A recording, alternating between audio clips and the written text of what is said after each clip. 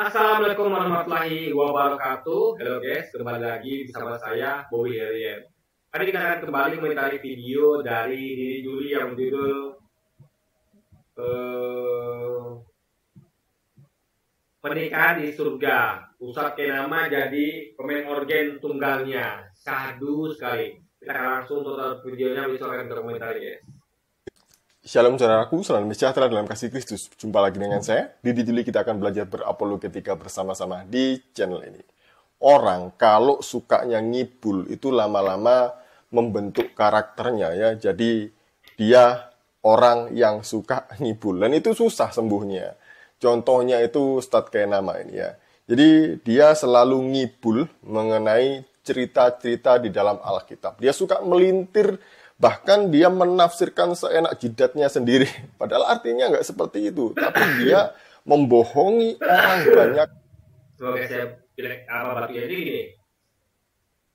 Kita mengartikan ayat itu dengan pemahaman bahasa yang benar-benar dan logika, bukan dogma. Jadi saya sampaikan ya, dogma itu kalau tidak sesuai dengan logika dan pemahaman bahasa itu harus diperbaiki. Bukan logika dan pemahaman bahasa yang diperbaiki, karena itu adalah suatu ilmu yang sudah pasti. Itu dari kita untuk mendengar benar gitu. Ini dogma yang perbaiki itu. Karena kalau tidak ada akan beriman buta. Karena iman itu butuh suatu logika untuk kita beriman. Kalau kita tuh beriman sembarangan nggak bisa.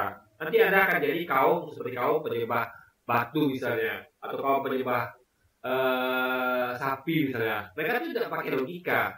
Mereka tidak menggunakan pemahaman bahasa yang benar gitu. Bagaimana sesatnya menyembah sapi misalnya, itu bahaya ya. Makanya dogma itu harus di bawah logika dan pemahaman bahasa gitu kan. Dengan karangan-karangannya itu ya, dengan hayalan-hayalannya. Contohnya adalah ketika dia menafsirkan Wahyu 19 ayat yang ke-7. Dia bilang bahwa di surga nanti itu ada perkawinan. Nah ini akad nikah ini siapa penghulunya, cateringnya dari mana, organ tunggalnya itu siapa.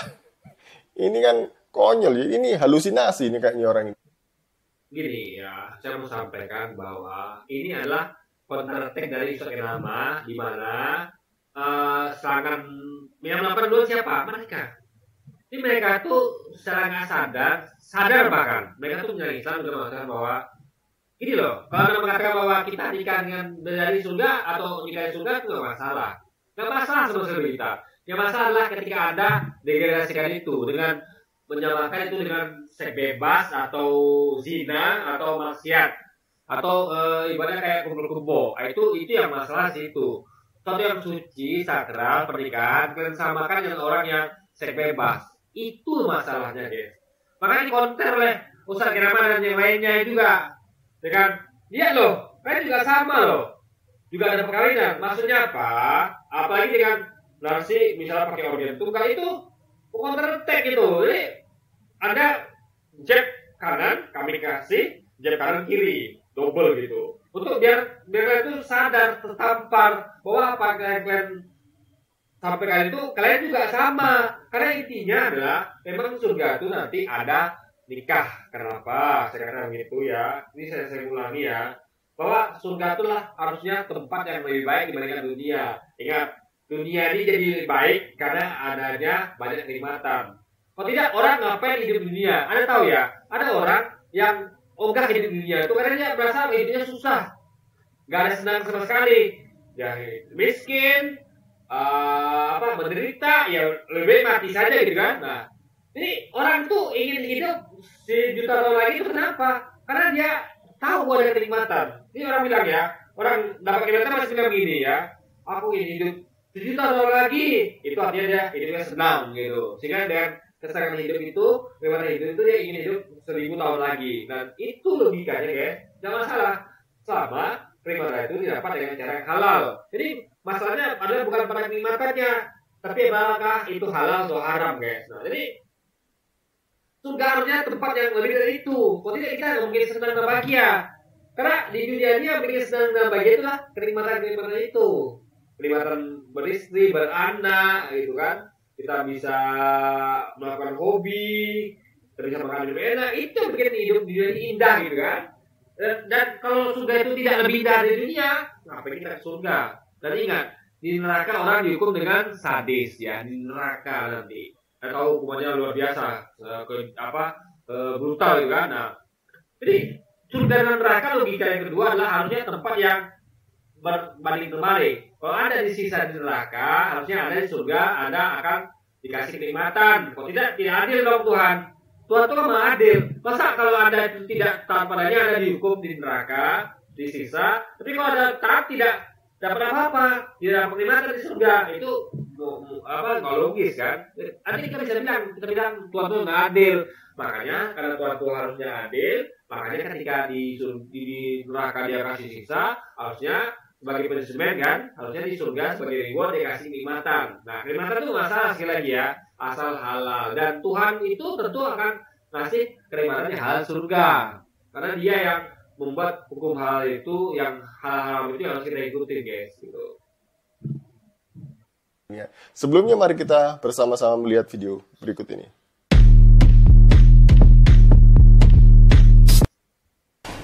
Bersukaria melihat anak domba kawin itu kan? Iya, 1907. Ini ya Pak Ustadz, marilah kita bersuka cita dan bersorak-sorai dan memuliakan dia, karena hari perkawinan anak domba telah tiba dan pengantinnya telah siap sedia. Asik, udah sempit, banyak orang, ada yang mau merit lagi nih, ada yang mujab kabul, tempat di kibat. Udahlah, saya membayangkan aja saya pusing. Ini ada yang mau kawin ini. Ada yang mau kawin.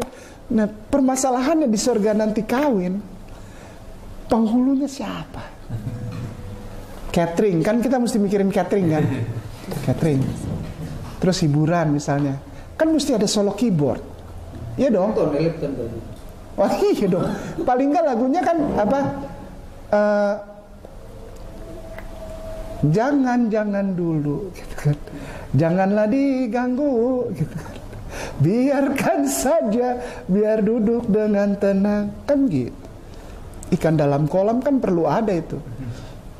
Nah, sebelum kita lebih jauh membahas ini, saya mau tegaskan ya, bahwa surga Islam dengan Kristen itu berbeda. Di dalam kekristenan tidak mempunyai konsep bahwa di surga. Ya, dalam Kristen memang beda surga sama Islam. Tapi surganya Yesus dengan Islam itu sama. Karena Yesus adalah Nabi yang beragama Islam, yang mengajarkan Islam. Nah, umatnya itu disebut sebagai umat Nasrani harusnya, bukan Kristen. Kenapa? Karena Yesus soalnya adalah umat Nasrani. Dan umat Nasrani itu bukan agama Nasrani, ya. Logikanya kenapa? Karena Nasrani diambil dari akar kata kota lahirnya Yesus, yaitu kota Nazaret. Kota lahir itu kota apa ya? Kota asalnya Yesus, Nazaret. Jadi Yesus kan berasal dari Nazaret, makanya umatnya disebut sebagai umat Nasrani. Sama kayak Yahudi adalah bangsa Yahudi, umatnya dipanggil sebagai umat Yahudi. Bukan ngomong agama guys. Jadi baik Yahudi maupun Nasrani itu bukan ngomong tentang agama, tapi adalah dari bangsa atau dari asal dari nabi yang diutus guys. Jadi agamanya tetap Islam gitu kan. Surga itu ada kawin mengawin. Itu tidak pernah. Itu harus dicatat dan digaris bawah ya. Seperti yang Yesus katakan di dalam Matius pasal 22 ayat yang ke-28 dan sampai 30. Di sini ketika ada orang-orang yang bertanya kepada Yesus, orang-orang Saduki mengenai siapa yang akan menjadi suami dari perempuan ini, karena perempuan ini menikah sampai 7 kali. Lalu apa jawab Yesus? Mari kita membacanya. Siapakah di antara ketujuh orang itu yang menjadi suami perempuan itu pada hari kebangkitan? Nah ingat, pertanyaannya adalah pada hari kebangkitan, bukan pada waktu di surga. Jadi siapakah di antara ketujuh orang itu yang menjadi suami perempuan itu pada hari kebangkitan? Ini harus dicatat guys ya. Ingat, hari kebangkitan adalah bukan hari penentuan. Ingat, kita punya 3 hari nanti di akhirat. Hari kebangkitan itu hari di mana kita tuh baru dibangkitkan ketika baru mati, dan hari penghakiman. Jadi setelah dibangkitkan kita ngapain?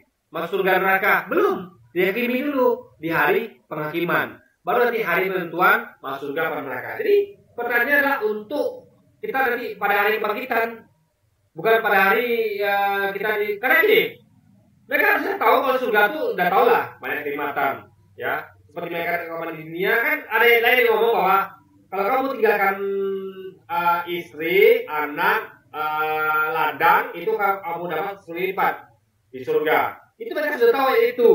Bahwa surga itu nanti pasti akan dapat 10 lipat, gitu.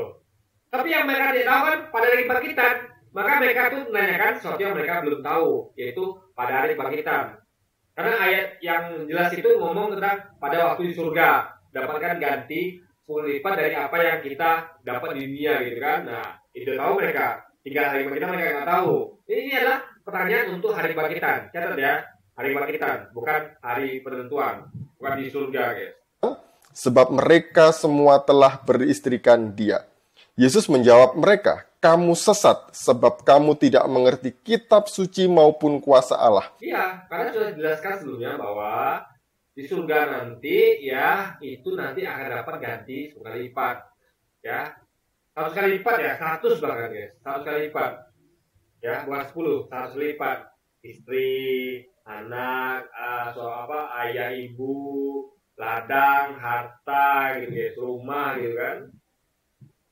Karena pada waktu kebangkitan, orang tidak kawin dan tidak dikawinkan, melainkan hidup seperti malaikat di sorga. Nah, pada waktu kebangkitan, ini ngomong karena pada waktu kebangkitan. Jadi pada waktu hari kebangkitan, orang tidak kawin dan tidak dikawinkan. Kenapa? Karena waktu itu belum jelas posisi masuk surga atau neraka. Anak mau nikah, posisi belum jelas. Enggak, orang itu guys ya, misal gini. Misalnya ada ada orang yang masih lajang, belum punya istri. Dia tuh ditangkap polisi dan mau disidangkan. Ya, apakah dia nikah? Belum. Nanti ketika keputusan pengadilan itu sah bahwa dia tuh keluar, baru dia nikah. Kalau nikah dia ngapain? Dia di penjara gitu kan? Apa dia mau? Pertama. Yang kedua, ngapain juga? Kan enaknya tunda gitu.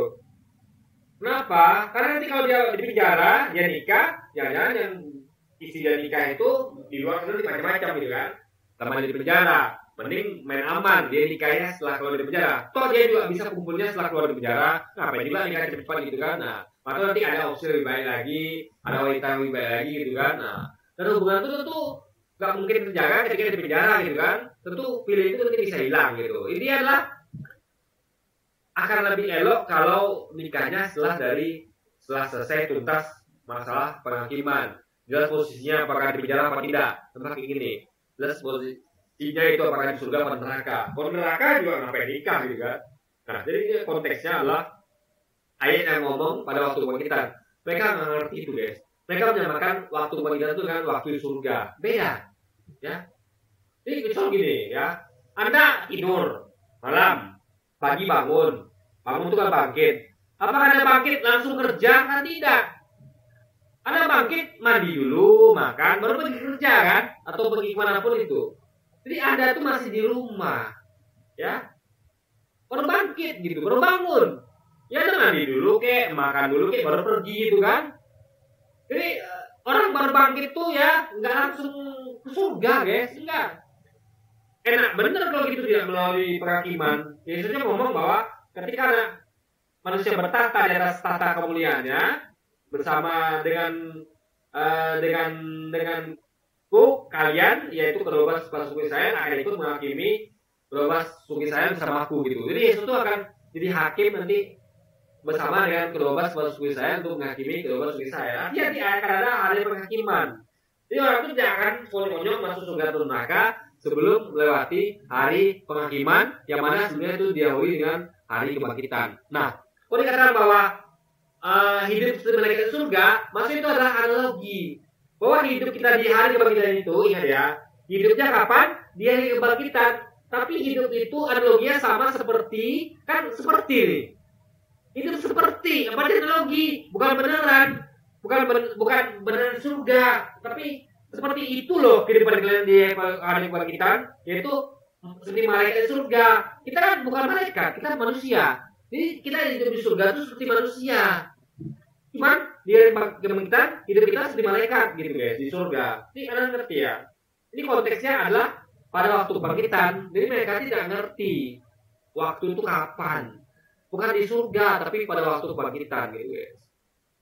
Jadi ketika kebangkitan nanti, manusia dibangkitkan dan diberikan tubuh yang baru, yang sudah sempurna, tidak seperti yang sekarang itu. Jadi nanti di surga itu sudah tidak ada yang namanya kawin-mengawin. Itu tidak ada ngomong tentang kehidupan di surga. Tapi seperti malaikat di surga. Beda ya. Kehidupan di surga dengan seperti malaikat di surga. Saya ngomong nih, kehidupannya kapan? Pada waktu perjalanan. Seperti kehidupan orang yang ada di Jakarta. Itu bukan ngomong tentang Jakarta, tapi seperti hidupnya orang Jakarta. Waktunya kapan?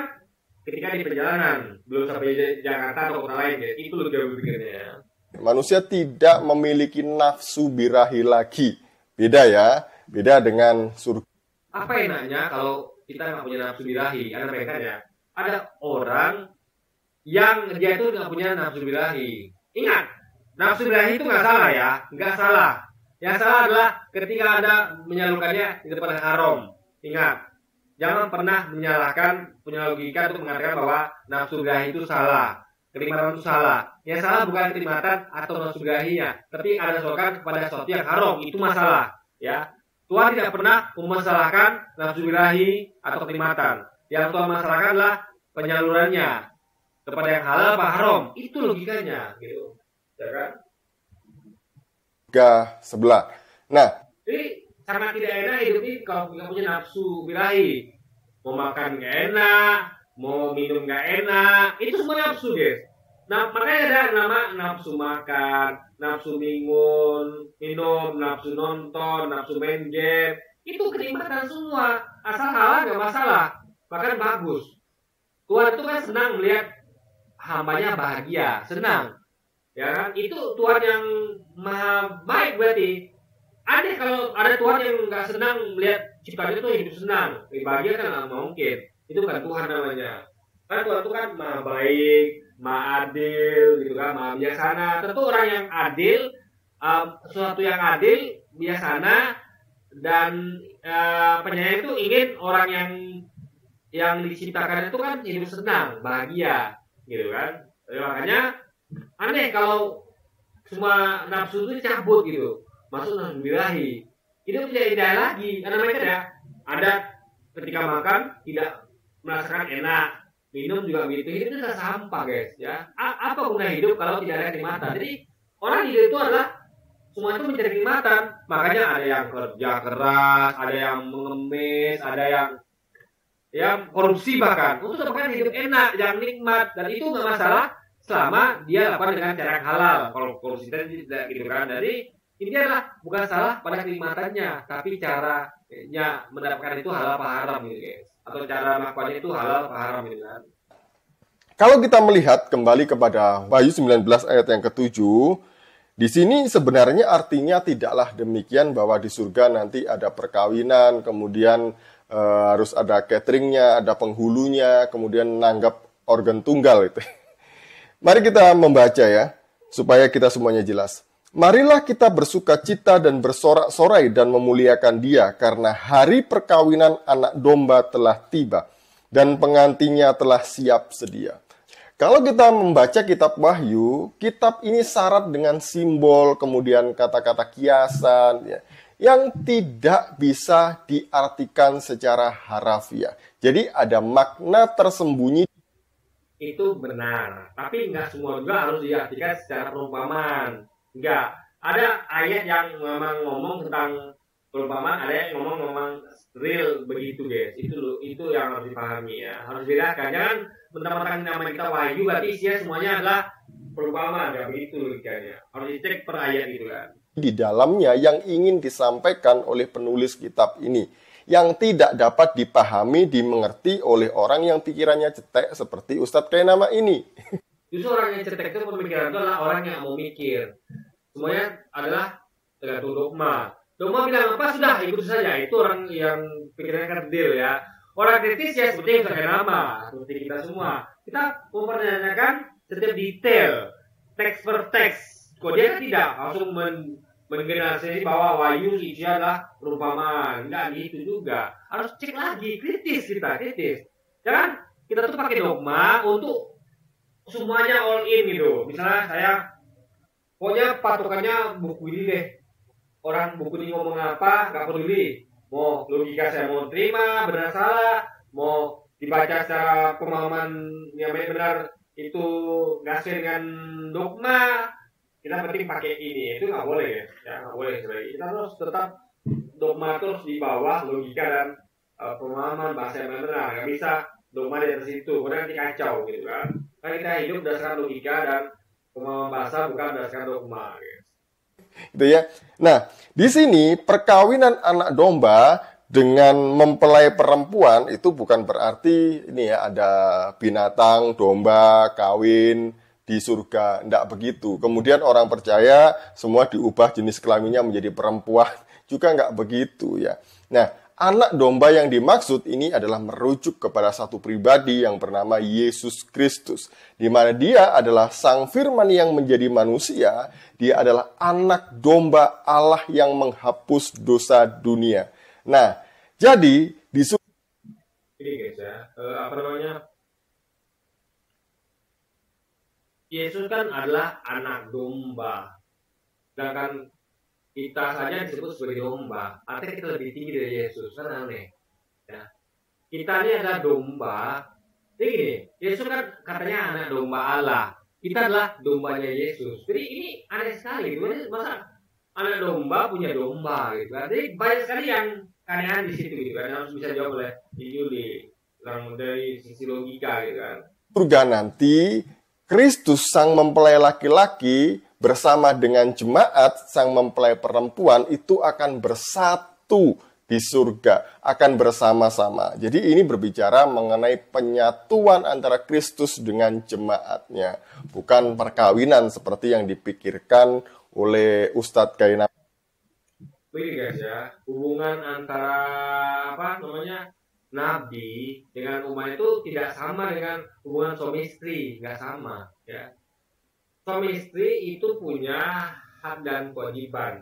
Dalam artian gini lah ya, hak dan kewajiban itu bisa dikatakan dia adalah suatu hal yang suami istri itu adalah, kan kita tahu namanya adanya kesetaraan gender. Inginnya adalah bahwa suami istri itu adalah setara, equal. Itu masuk akal. Tapi kan mungkin Nabi setara dengan umatnya, nggak bisa. Ya, Nabi adalah yang diikuti, umat adalah pengikut. Jadi ibaratnya karena Nabi itu adalah menyampaikan firman Tuhan, harus 100% diikuti. Tapi kan suami kan beda. Suami Anda bukan Nabi, bukan menyampaikan firman Tuhan. Jadi semua kata-kata itu bisa ada ikuti semua. Kalau dia ngomong salah, ya Anda jangan ikutin. Tapi Nabi tidak. Nabi tidak mungkin pernah ngomong salah, karena dia itu adalah didesain sebagai resmi dari Tuhan, sehingga tentunya yang dia omongin itu pastilah benar semua. Nah, beda dengan Tuhan. Jadi menyamakan Yesus dengan hubungan intim sebagai hubungan suami istri itu tidak tepat, guys. Karena suami itu punya kelemahan. Dia itu tidak membawa firman Tuhan. Jadi kata-kata itu ada yang bisa diikuti atau tidak. Kalau Yesus tidak, semua kata-katanya sebagai nabi yang resmi, ofisial Tuhan itu harus diikuti semuanya, guys. Dan teman-temannya ini tadi ya. Dan kalau kita membaca perjanjian lama, Allah juga menyebut Israel sebagai istrinya. Itu bukan berarti Allah kawin dengan manusia, tidak. Jangan berpikir siapa nanti penghulunya. Selagi ini perlu kita pertanyakan itu. Jadi menjadikan ide guys ya, kalau secara pembahasan nggak tepat. Makanya saya katakan bahwa kitab dunia itu sudah ubah antara manusia, itu cek lagi. Makanya cek secara logika. Mungkin nggak hubungan Tuhan dan manusia itu seperti suami istri? Nggak mungkin menurut saya, guys. Kenapa? Karena suami itu sekali lagi ya, itu punya hak dan kewajiban. Termasuk istri. Tapi Tuhan kan tidak punya hak dan kewajiban. Tuhan itu hanya punya hak. Ya hanya bisa untuk kita. Nggak bisa itu terbalik, nggak bisa. Anda nggak bisa untuk Tuhan. Aku protes di Tuhan. Kamu kok masuk aku neraka? Harusnya aku surga, itu nggak bisa. Itu hak prerogatif Tuhan. Jadi Tuhan itu nggak punya kewajiban untuk sama seperti kita tuh punya kewajiban kepada Tuhan, guys. Beda. Antara Tuhan dengan manusia, kita hanya beda, surga kita beda. Jangan tanya cateringnya dari mana. Ya nggak ada, karena di surga juga tidak ada makan dan minum. Itu surganya Kristen. Dan jangan tanya siapa pemain organ tunggalnya. Kalau di Kristen nggak ada. Mungkin kalau di sebelah Ustadz Kainama yang main organ tunggal. Tuh kan pinter dia main organ tunggal kan ya. Jadi berbeda. Nah, kalau kita melihat di dalam buku ini ya, Tamasya ke Surga ini, di sini dijelaskan bahwa di dalam surga itu ada makan dan minum dan ada kawin mengawin. Dalam buku Tamasya, ya itu nikmat sekali gitu, halal kan, kenapa tidak gitu. Jadi saya katakan ya, surga itu harusnya tempat yang lebih baik pada dunia. Kok tidak, untuk apa kita tidak surga? Ingat, orang itu kalau dia tidak dapat kenikmatan ya mending mati aja gitu kan. Apa gunanya hidup? Orang yang hidup selalu berita itu akan ngomong bahwa apa gunanya hidup gitu. Jadi penting untuk hidup itu mendapat kenikmatan. Kita pengen semuanya, Anda pasti ingin kan istri, anak-anak Anda, keluarga itu mendapat kenikmatan. Pasti pengen. Anda pasti ingin. Ya, orang ngomong di kita lagi, kita ngomong tentang keluarga kita. Apa Anda nggak pengen anak istri Anda tuh makan minum enak, jalan-jalan kemana, ke Masya, pokoknya enak, kenikmatan dia. Apa Anda nggak pengen? Pengen. Ketika kita melihat mereka itu bahagia nggak? Bahagia. Ini senang bahagia itu ditentukan oleh kenikmatan yang didapat. Semakin besar kenikmatan, akan semakin besar peluang untuk mendapatkan kebahagiaan, guys. Nah, karena kalau tidak, apa gunanya hidup? Yang penting halal. Jadi apalah gunanya hidup surga kalau mending di dunia saja gitu, ya kan?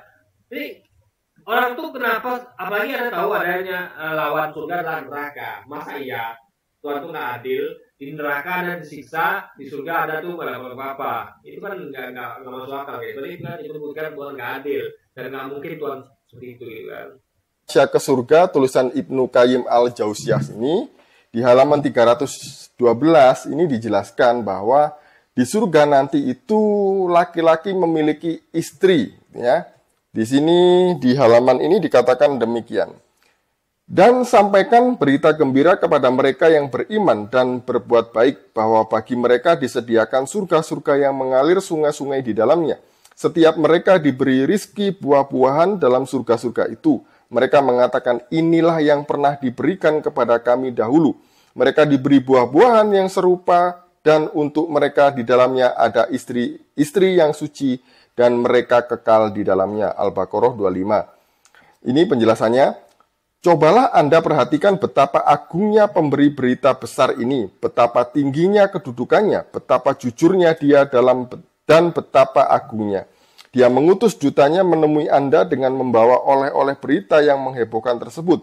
Selain itu, dia memberi jaminan kemudahan kepada Anda.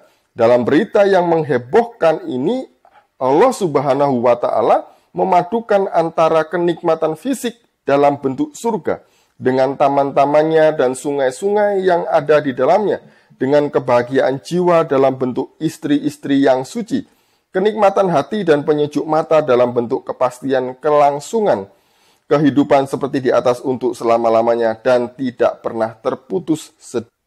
Intinya ada ungkapan bahwa aku hidup 1000 tahun lagi. Kenapa? Karena dia tahu ada kenikmatan dunia dan dia sudah dapatkan itu. Jika dia tidak mau meninggalkan itu.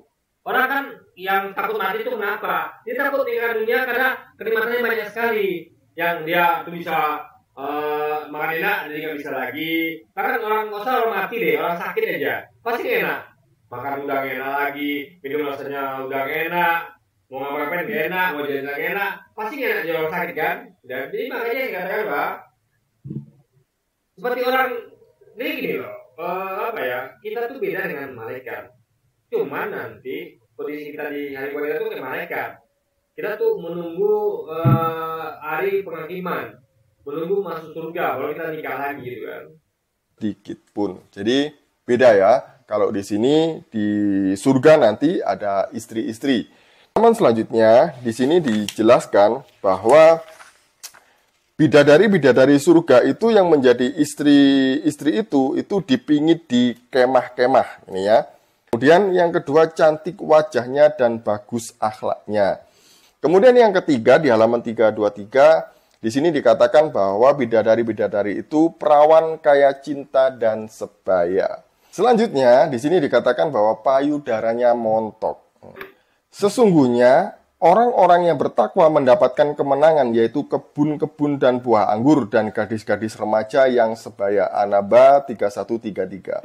Kawaiba adalah kata jamak dari kata kawaibun yang berarti wanita yang montok payudaranya. Qatadah, Mujahid, dan pakar tafsir berkata, Al-Kalbi berkata mereka adalah wanita-wanita yang menonjol payudaranya dan bulat.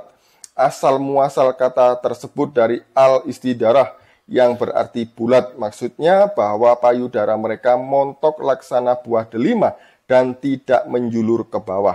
Mereka digelari nawahid dan kawaib, wanita-wanita yang montok payudaranya. Nah, ini harus bahas dulu ya. Ingat ya, ketika Anda sampaikan sebegini, itu positif. Artinya ada terima-terima itu nanti di surga.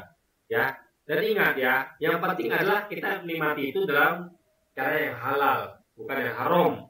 Jadi sekali lagi saya sampaikan bahwa kenikmatan apapun digambarkan itu selama halal tidak masalah. Jangan ada pernah mengharapkan sesuatu yang halal, ya. Jadi penggambaran payudara ini misalnya gini kan, itu bagus sekali. Itulah yang didapatkan sebagai laki-laki kenikmatan di surga begitu. Dan itu halal. Ingat, yang nikahkan itu adalah Tuhan sendiri, ya. Sedangkan nikah manusia aja sah, apalagi Tuhan gitu kan. Jadi cuma mereka nanti narasinya adalah negatif mereka, yaitu jadi seakan-akan itu disampaikan adalah kita tuh nanti bebas. Itu nggak begitu guys, kita nikah gitu kan. Jadi kalau Anda punya istri yang tubuhnya indah kan nggak masalah. Yang masalah kalau Anda punya pacar atau pasangan kaum murid itu tubuhnya indah, itu baru masalah. Karena itu bukan hak Anda gitu kan. Yang hak Anda yang boleh Anda pakai. Kalau nggak hak Anda nggak boleh gitu kan. Kayak misalnya kalau kita ngapain sih ngomongin kebun orang yang buahnya lebat, mending ngomongin kebun kita yang buah lebat. Karena kita bisa memetiknya, bisa mengambilnya, bisa menikmatinya. Kebun orang ngapain? Kita bisa menikmati kan? Nah, ini adalah jangan dibawa ke hal negatif. Ini bukan ngomong tentang hal negatif, tapi ngomong tentang hal positif dan kenikmatan yang halal guys. Jadi itu surga nanti. Dan kemudian yang kelima itu kulitnya mulus. Jadi di sini dikatakan di halaman yang ke-30. Begini, Anda mau pilih di surga nanti dapat wanita yang payudara montok, kulit mulus, atau Anda tidak dapat apa-apa. Nggak ada itu semua. Atau Anda dapat wanita yang jelek, maaf ya, yang kulitnya yang mulutnya kasar.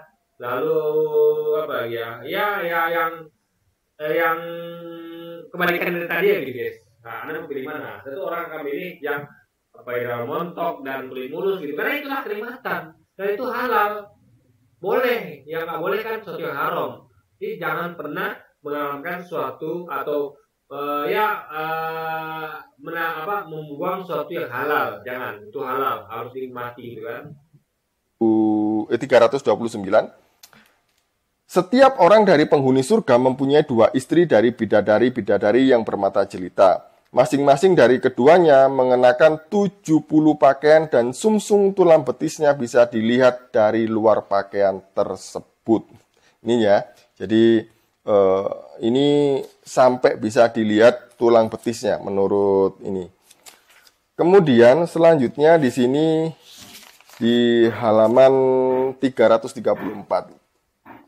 Penghuni surga selalu berduaan dengan istri dan tidak merasa bosan kepada istrinya.